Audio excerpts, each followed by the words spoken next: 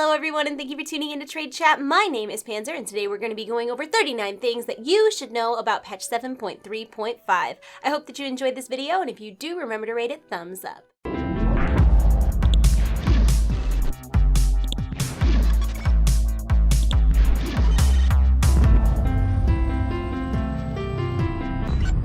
7.3.5 is fulfilling one of the longest standing requests in the world of Warcraft. After 13 years, players will finally be able to upgrade their default backpack to have more spaces available for storage. In 7.3.5, any player who has an authenticator attached to their account, whether it is the old school kind or the smartphone app, will automatically have 4 additional bag slots to their primary bag in World of Warcraft. Dreams do come true. Ulduar time walking will be added in 7.3.5, allowing players level 81 and higher to experience the raid at a scaled difficulty during Wrath of the Lich King time walking. To accommodate time walking, Ulduar will no longer be separated into 10 and 25-man difficulties. Instead, there will be a new, normal, flexible difficulty. And in this new, normal, flexible difficulty, all previous loot pieces can drop, including 10 and 25 exclusive pieces. Ulduar's achievements are also being updated to accommodate time walking, so much like the difficulty level and the loot, 10 and 25-man achievements are also being condensed. And combining these 10 and 25-man achievements means that players are going to get the rewards for both 10-man and 25-man on this new, normal, flexible, scaled, time walking, whatever difficulties. This means that if previously you only had the Ironbound Proto-Drake and not the Rusted Proto-Drake that comes from Glory of the Ulduar Raider, when you log on the day 7.3.5 goes live, you'll automatically have both of those mounts. Whichever one you didn't have will just be magically added to your mount collection.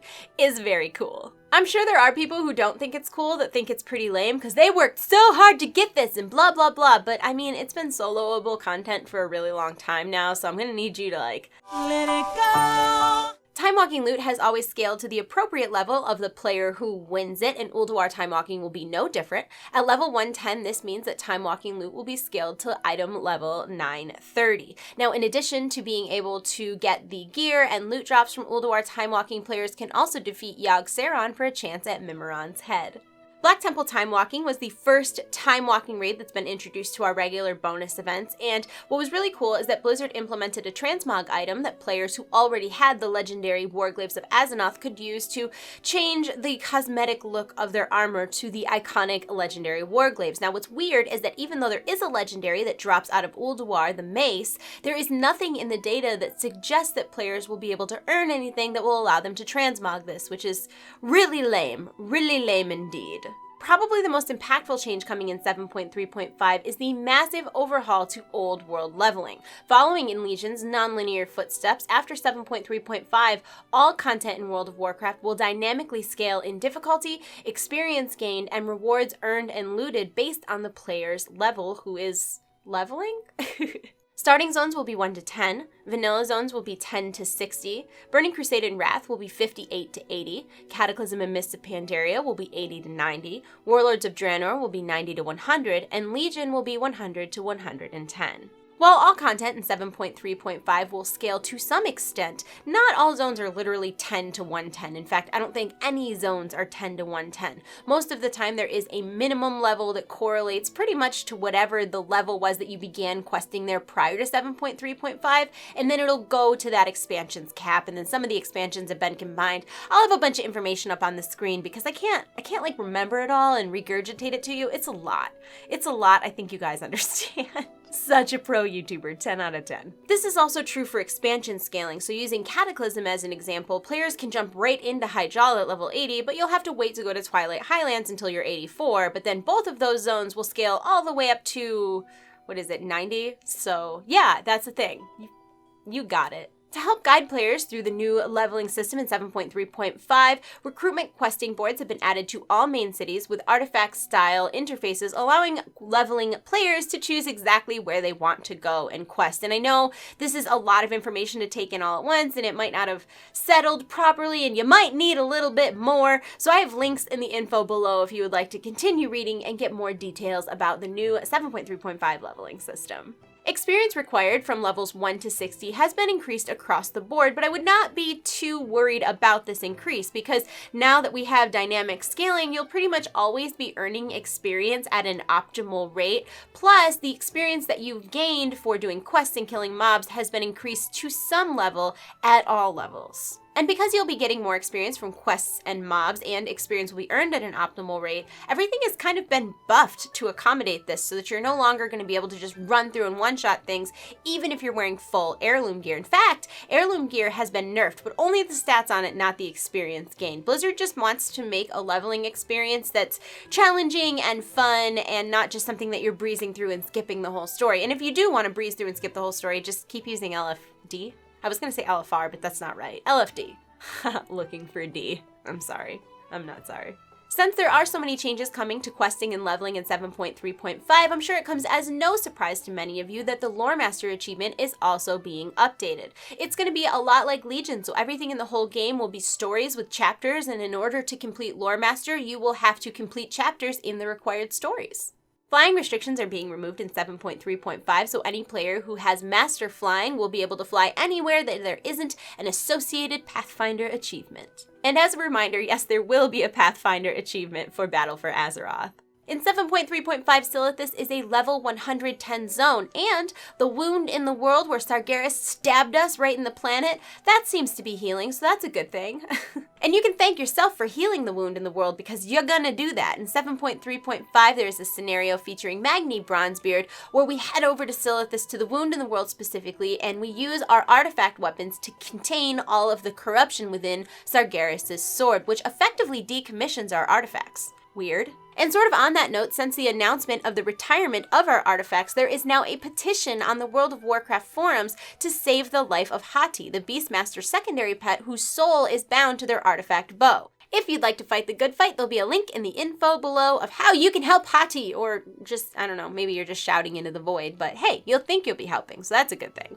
At BlizzCon this year, we learned about a new battleground coming in Battle for Azeroth. Seething Shore is located off of the coast of Silithus, and while it won't be implemented until the next expansion, we will get a preview of what's to come in 7.3.5. So far, we have data mined a map and a minimap, and it is speculated that the preview promised by Blizzard at BlizzCon will be a PvP brawl with a quest line tied in that will be directly related to what is going on in Silithus, maybe even related to the retiring of our artifact weapons.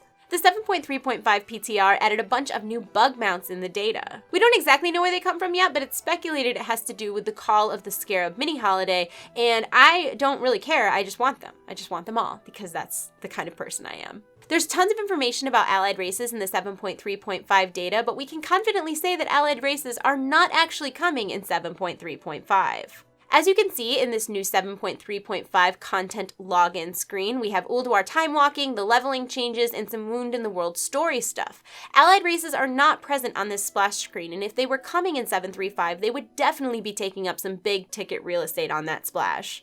That being said, currently on the PTR, Stormwind and Orgrimmar feature allied race embassies. In addition, Thunder Totem is a capital city for High Mountain Tauren, and the uninstanced Nighthold area is a capital city for the Nightborn. These changes may actually be implemented in 7.3.5 prior to the release of allied races. While it is a bummer that it doesn't seem like we'll be getting allied races in 7.3.5, we do have a ton of new information about allied races, specifically High Mountain Tauren, Lightforged Draenei, Void Elf, and Nightborn. Unfortunately, we haven't learned much at all about Dark Iron Dwarves, and even less about Zandalari Trolls, but you know what they say, longing makes the heart grow fonder. I'm just kidding, the glowing hair of Void Elves does that, not longing. On top of the dope glow-in-the-dark voidy hair, the PTR data also revealed new customization options, the dressing room background, the Evervoid Galaxy Chicken racial mount, which is actually called the Star-Cursed Void Strider, a Void Elven tabard, and Rendori heritage armor.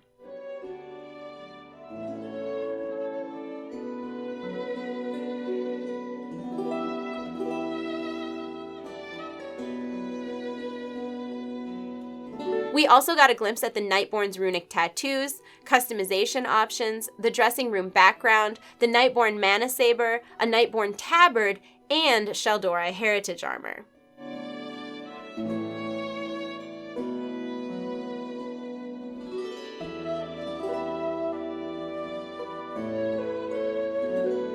Lightforged Draenei will have unique tattoos and light runes on their forehead, new customization options, a new dressing room background, the Lightforged Fellcrusher racial mount, and Lightforged Heritage armor.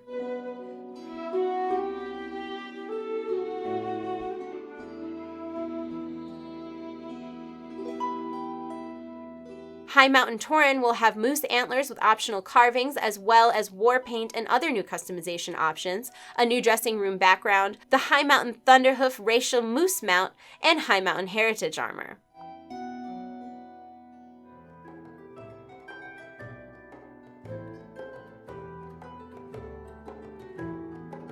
So it's worth mentioning that some of the heritage armors do have additional color variations, and we don't know if this is going to be like a unique thing or if more variations will be added for other heritage armor sets, or how they'll be obtained, or if they'll be obtainable at all. But it's worth noting.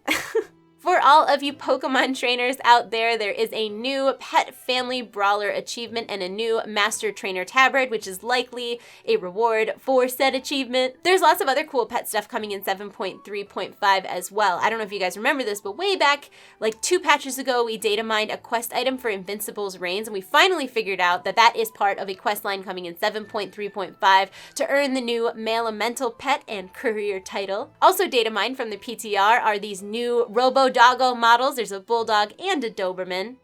Just a reminder, we still haven't seen the implementation of these Aussie pups, which were data mined a couple patches ago. Blizzard, please. Never forget. And there's this cute little baby Tortallin pet who might be a Hearthstone promotion, but we don't really know. We just want him because he's cute. On the 7.3.5 PTR, there is a new questline to help players earn the selfie camera, because should anyone really be punished for not wanting to go back to their garrison? No, they should not. So now you'll be able to get the selfie camera outside of Warlords of Draenor content. There is also a follow-up quest to earn all of the previous filters, and even a new filter which puts Argus in the sky behind you. Very cool indeed. Or lame. Some people might think this is lame. I think it's cool, but to be fair, a lot of things that I think are cool, other people think are lame, so there's that.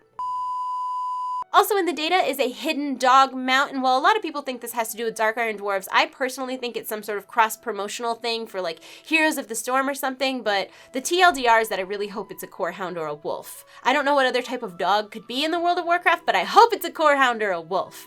And finally, if you guys remember Una, the little girl Draenei, something bad is happening to her in 7.3.5. Muffinus has been tweeting a lot of cryptic things. It seems like she's going to be in some sort of scenario similar to the deaths of Chromie. So if you haven't obtained her yet from, who is it, the Many-Faced Devourer? I think it's the Many-Faced Devourer. If you haven't gotten her yet, go get her, because she might not be gettable after this. And if she is gettable, things might be bad. I don't know.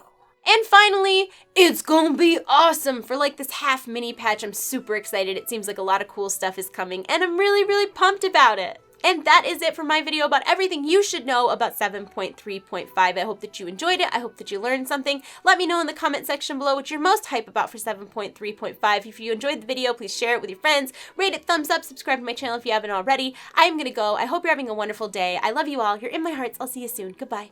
Goodbye. Goodbye. At level 110, players will be boo, lame.